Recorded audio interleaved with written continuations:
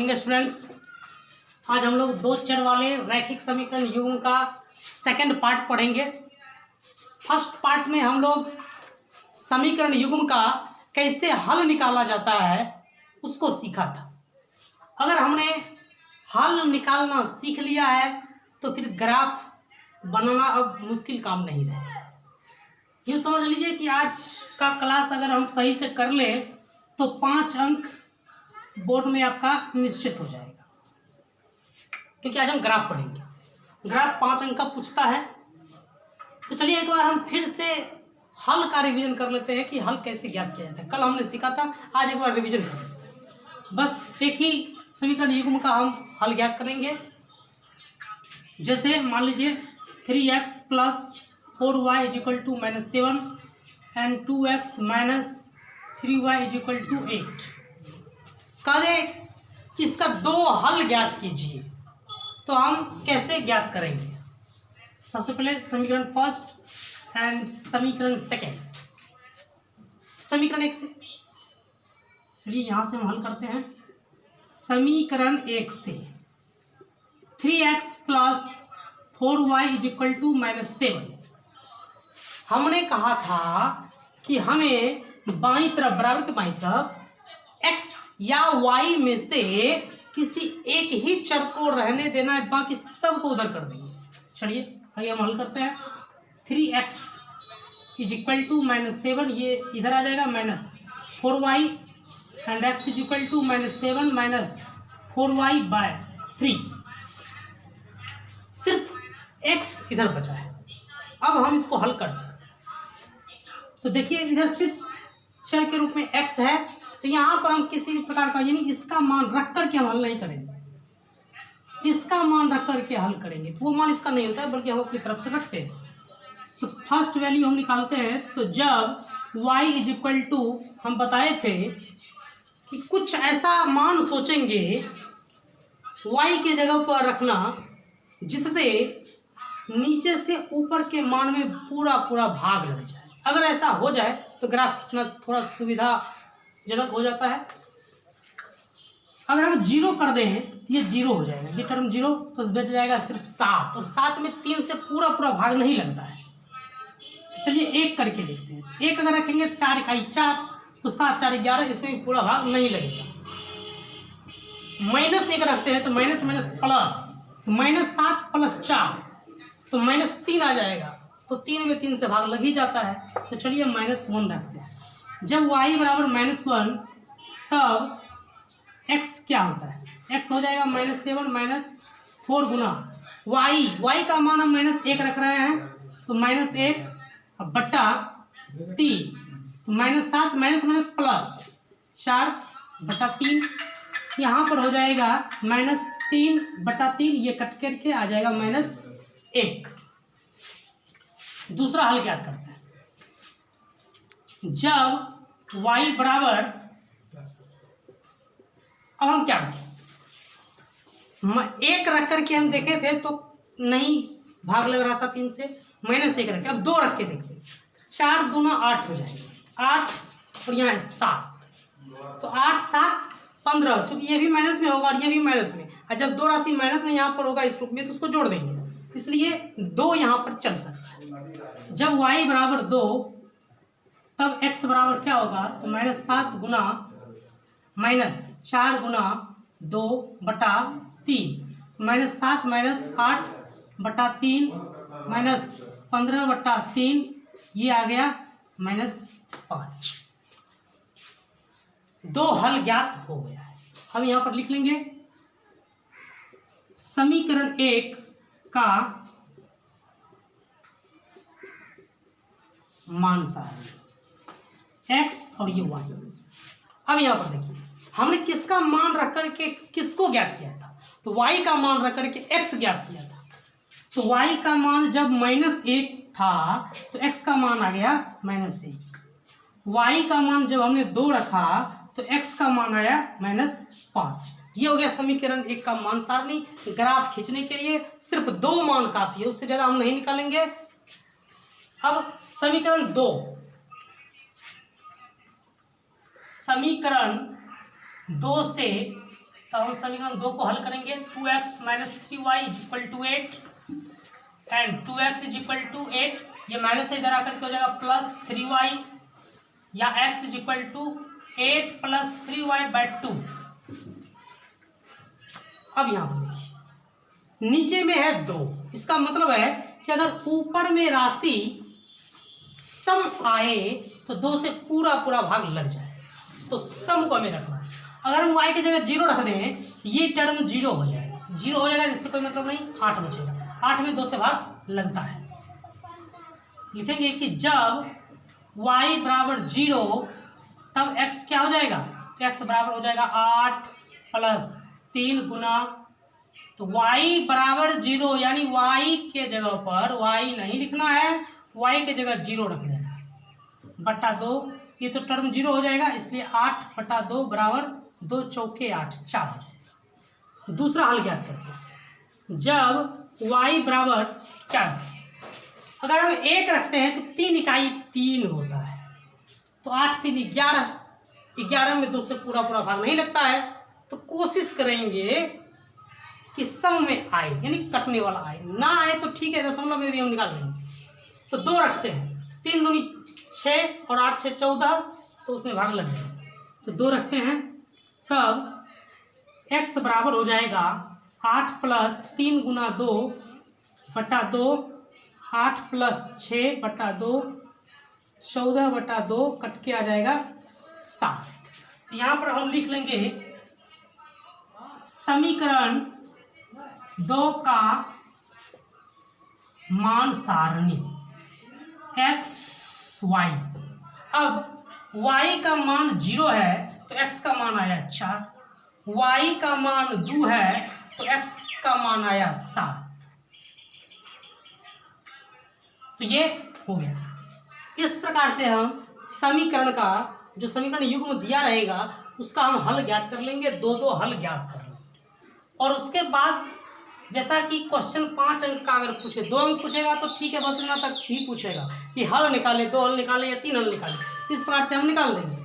लेकिन जब भी 5 नंबर में पूछेगा तो कहेगा ग्राफ खींचिए, तो ग्राफ खींचने के लिए जब कहेगा तो हमें यहाँ तक तो हल करना ही पड़ेगा, क्योंकि हमको ग्राफ खींचने के लिए इस मान की जरूरत होगी और ये मान निकालने के लिए हमको हल करना है, तो ग्राफ खींचने के लिए 2 मान की जरूरत होगी। तो चलिए अब हम इस समीकरण का ही ग्राफ खींचते हैं इस मान की सहायता से। तो हम इसको भी यहाँ पर लिख लेते हैं, समीकरण 1 का है, ये हल किए हैं। अब इसको हल कर सकते हैं, अगर नहीं तो सुविधा के लिए इसको उतार लीजिएगा कॉपी पर। समीकरण 1 का यहाँ पर हम मान सारणी लिख लेते हैं, -1 1, y का मान क्या रखे थे समीकरण 1 में, समीकरण 1 में y का मान -1 रखे थे, -1। इसके बाद यहाँ पर -5 2। चलिए मैं सबको मिटा देता हूँ।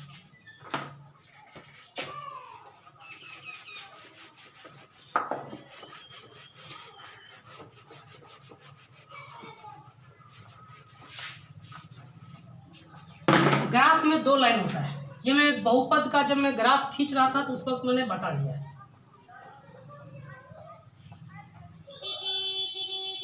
ये इसका शून्यांक हो जाता है, ये निर्देशांक, शून्य में निर्देशांक बोलेंगे 0 0 होता है, ओ से इसको सूचित करते हैं, इसका निर्देशांक 0 0।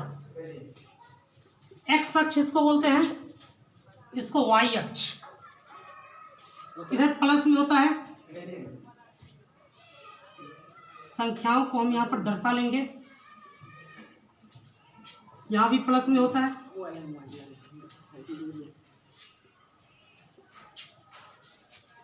इधर माइनस में, यहां भी माइनस में होता है।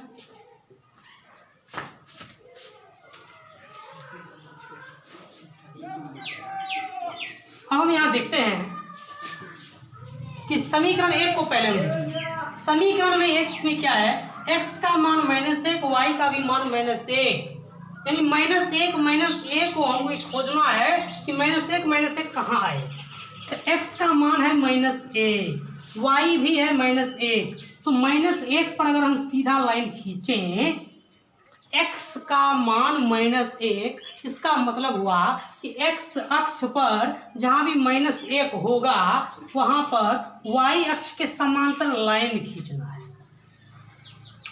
y का मान -1, इसका मतलब हुआ कि हमको y अक्ष पर -1 खोजना है और वहाँ पर x अक्ष के समांतर लाइन खींचना है। यानी x अक्ष पर y के समांतर लाइन और y अक्ष पर x अक्ष के समांतर लाइन खींचना है। बस इससे ग्राफ बन जाए। तो x का मान अगर -1 है तो y अक्ष के समांतर -1 पर लाइन खींचेंगे। कल्पना कीजिए कि हम यहाँ पर लाइन खींच देंगे। दिमाग में रखिए कि यहाँ पर एक लाइन हमने खींच दिया है। अब y का भी मान -1 है तो -1 यहाँ भी एक लाइन खींचेंगे तो y का मान है इसलिए x अक्ष के समांतर खींचेंगे। ऐसे खींच दिए, कल्पना कीजिए। तो यहाँ भी लाइन खींच दिए, यहाँ भी लाइन खींच दिए। ये दोनों लाइन कहाँ कटेगा? यहाँ कट जाएगा,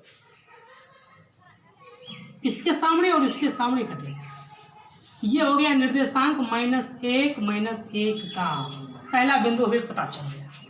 दूसरा देखते हैं, x का मान -5। ध्यान दीजिए, x का मान -5 यहाँ है और x का मान है, इसलिए इस बिंदु पर y अक्ष के समांतर लाइन खींचेंगे। ऐसा लाइन खींचे, ऐसा लाइन खींचे, सुविधा के लिए ऐसा खींच भी सकते हैं।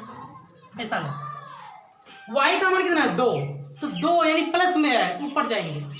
2 यहाँ है, इस पर किसके समांतर? तो x अक्ष के समांतर लाइन खींचेंगे 2 पर। ऐसा लाइन हो जाए। देखिए दोनों कहाँ कटा? यहाँ पर कट गया, इसलिए ये बिंदु हो गया। पहले x का मान लिखेंगे -5 और 2। तो ये लाइन हम समझाने के लिए लिखे, इसको लिखा नहीं जाएगा। जब ग्राफ का पेपर पर आप बनाइएगा तो वहाँ पर ये सब लाइनें खींची हुई रहती है, इसलिए इसको ज़्यादा उलझन में रखने की जरूरत नहीं है। ग्राफ के लाइन पर हर लाइन खींचा हुआ रहता है। इस प्रकार से हमें 2 बिंदु मिल गया है। अब यहाँ पर हम स्केल रखेंगे और मिला देंगे। देखिए ये बन गया, ये ऐसा लाइन बन जाए। ये समीकरण 1 का है, इसलिए यहाँ पर आप समीकरण 1 लिख लीजिए। हो गया समीकरण 1 का काम खत्म। अब समीकरण 2 में देखते हैं। समीकरण 2 में देखते हैं x का मान है 4। 4 कहाँ है? x का मान 4 प्लस में, तो हम यहाँ पर एक लाइन खींचते हैं। y का मान कितना है? 0, तो 0 पर जाएंगे। y है तो x अक्ष के समांतर, ये x अक्ष ही हो जाएगा और यहाँ पर कट जाएगा। तो इस प्रकार से ये हो जाएगा 4 0। इसको हटाइए। अब है x का मान 7, y का मान 2। x का मान 7, x का मान 7 ये हो गया और y का मान 2 है। x का मान 7, y का मान 2, यहाँ कटेगा 2 के सामने और 7 के सामने, 7 2। तो 2 बिंदु, एक बिंदु यहाँ है, एक बिंदु यहाँ। अब दोनों को मिलाएंगे, ये हो गया समीकरण 2। इस प्रकार से हमने ग्राफ खींच लिया है। आ गया ग्राफ। यहां से आपको पूछ सकता है कि ग्राफ खींच करके बताइए कि x का मान कितना है और y का मान कितना है। तब कैसे बताइए? ग्राफ खींचने के बाद नहीं, x का ग्राफ खींच लिया तो बताइए x का मान कितना है और y का मान कितना है। हमें देखना है कि जहां पर ये दोनों लाइन काट रहा है उस बिंदु को पता। हम देख रहे हैं यहाँ पर काट रहा है ये बिंदु। अब ये बिंदु x के सामने कहाँ पर है? x के सामने यानी x अक्ष के सामने। x अक्ष के सामने कहाँ पर है? x अक्ष के सामने 0 पर है। x का मान हो गया 0। फिर देखेंगे y अक्ष के सामने कहाँ है? y अक्ष के सामने मतलब यहाँ -1 और -2 के बीच में, यानी सीधे हम लिख सकते हैं -1.5 हो गया। x का मान यहाँ पर 0 होगा, y का मान -1.5। चूँकि ये ग्राफ पर मैंने बगैर लाइनिंग ग्राफ पेपर पर बनाया है, इसलिए हो सकता है कि आंसर में कुछ गलतियाँ हो। लेकिन जब आप ग्राफ ये लाइन पर बनाएंगे तो वहाँ पर एकदम से जो आंसर होगा वही आंसर यहाँ पर है। तो इस प्रकार से हम ग्राफ खींचते हैं और इसी प्रकार से आप बना दिए तो 5 नंबर आपको मिल जाएगा। चलिए हम दूसरा क्वेश्चन देखते हैं।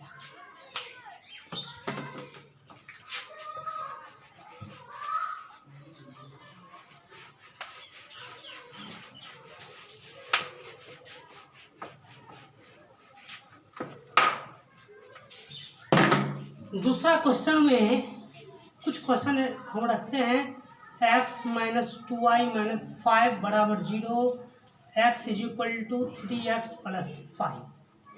तो समीकरण किसी भी तरह से रह सकता है, ये नहीं है कि किसी रूप में रहना चाहिए, यानी दोनों चर एक तरफ हो अचर दूसरी तरफ हो, ऐसा ही हो ये जरूर नहीं है, क्योंकि इसको हम जैसा बना सकते हैं, जितने तरीका से लिख सकते हैं उन तरीकों में से किसी न किसी रूप में वो हो सकता है। चलिए हम समीकरण 1 से पहले तो हल ज्ञात करेंगे। बगैर हल ज्ञात के ग्राफ नहीं खींचा जा सकता है। हम यहाँ लिखेंगे समीकरण 1 से, तो समीकरण 1 को लिखेंगे यहाँ x minus 2y minus 5 is equal to 0। हम बताएं सिर्फ और सिर्फ एक चर को ही रखना है, हम सिर्फ x को रखते हैं, बाकी सब को उधर दे आते हैं। ये दोनों तो माइनस में है, उधर जाएगा दोनों प्लस हो जाएगा, 2y प्लस 5 हो गया। अब हम हल ज्ञात करेंगे। तो जब y बराबर 0, चूंकि यहाँ पर 0 हम लिख सकते हैं, भाग देने की तो बात है नहीं, जब y बराबर 0 तो x क्या हो जाएगा, 2 गुना 0 प्लस 5, तो 0 हो जाएगा, सिर्फ 5 बचेगा। दूसरा, जब y बराबर, अब यहाँ पर अब माइनस प्लस लिख सकते हैं, माइनस में ही रखते हैं तो -1, तब x बराबर क्या हो जाएगा, तो 2 गुना -1, y की जगह पर हम -1 रख रहे हैं, प्लस 5 बराबर माइनस प्लस माइनस 2 प्लस 5, तो 5 प्लस में है 2 माइनस में, तो 5 में से 2 जाएगा 3 हो गया। ये यहाँ पर आप लिख लीजिएगा समीकरण 1 का मान सारणी।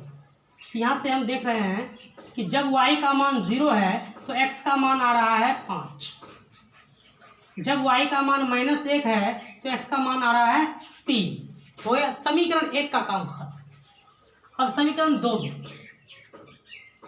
समीकरण 2 से यहाँ पर हम लिखेंगे x is equal to 3x plus 5। यहाँ पर हमारे लिए थोड़ा सुविधा मिल गया है कि एक तरफ यानी बाईं तरफ जो है सिर्फ और सिर्फ x पहले से ही है, इसलिए हमको उधर करने की किसी राशि को जरूरत नहीं है, सिर्फ मान रखना है। लिखेंगे कि जब यहाँ पर y होगा, 2 चर वाला हम पढ़ रहे हैं, यहाँ y हो जाएगा। तो जब y बराबर 0 तब x बराबर हो जाएगा 3 गुना 0 प्लस 5, ये भी 0 हो जाएगा 5।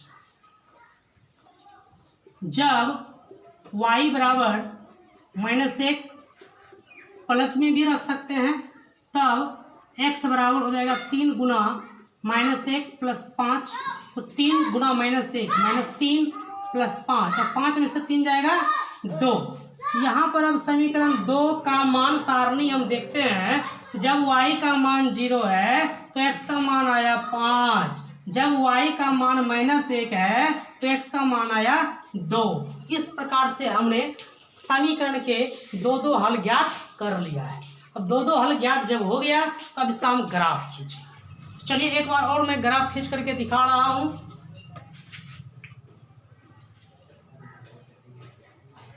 0 हम बताए हैं, इसको x अक्ष कहते हैं और इसको y अक्ष।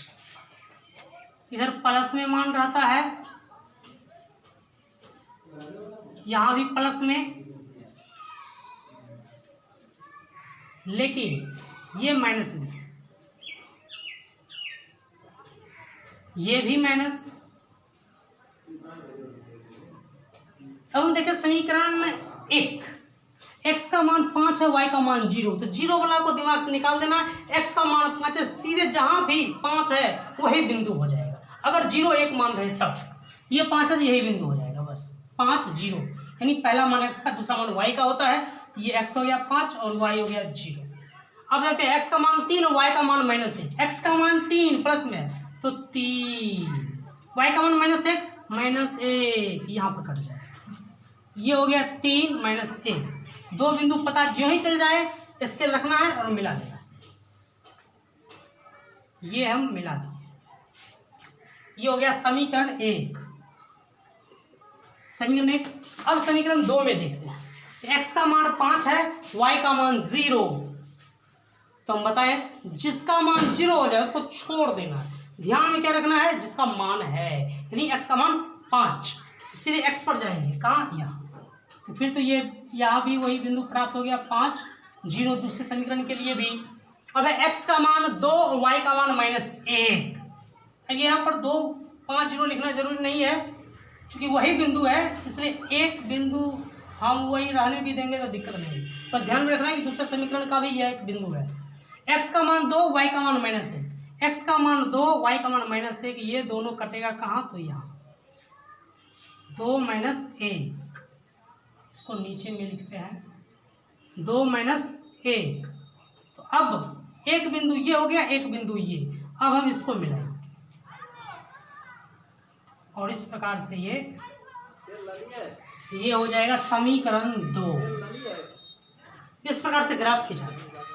अब यहाँ पर हमसे पूछे कि x बराबर कितना और y बराबर कितना, हम बताए हैं जहां पर दोनों ग्राफीय रेखा एक दूसरे को काटे उस कटान बिंदु पर हम देखेंगे कि x के सामने कहाँ आता है, y के सामने कहाँ आता है।